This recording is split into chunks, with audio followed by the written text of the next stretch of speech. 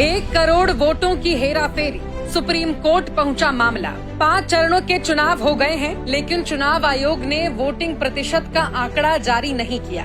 जब हंगामा हुआ तो 11 दिनों के बाद पहले चरण का और 4 दिनों के बाद दूसरे चरण के आंकड़े जारी किए गए।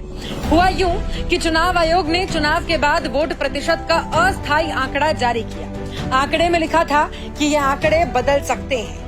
कई दिन इंतजार करने के बाद जब देश की जनता ने असल आंकड़े की मांग की तो कई दिनों के बाद चुनाव आयोग ने फाइनल आंकड़े जारी किए।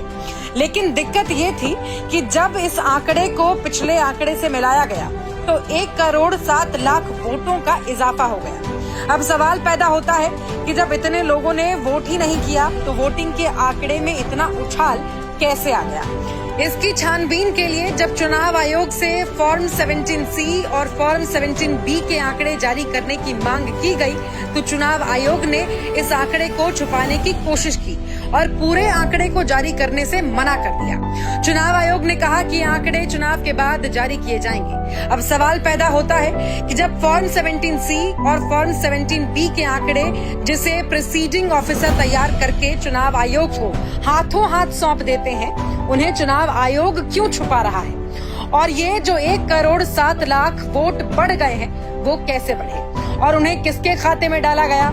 एसोसिएशन फॉर डेमोक्रेटिक रिफॉर्म्स ने इस मामले को सुप्रीम कोर्ट में पहुंचा दिया और अब मुख्य न्यायाधीश DY चंद्रचूड़ की अध्यक्षता वाली पीठ ने चुनाव आयोग को अपना जवाब दाखिल करने के लिए 1 सप्ताह का समय दिया है और मामले को छठे चरण के मतदान की पूर्व संध्या यानी 24 मई को सुनवाई के लिए निर्धारित किया गया है। याद रहे कि इस चुनाव आयोग का गठन खुद मोदी ने किया था, इसीलिए इन पर पूरे देश की नजर है। देश की जनता का मानना है कि आंकड़े बदलकर चुनावी नतीजे को बदलने की कोशिश की जा रही है।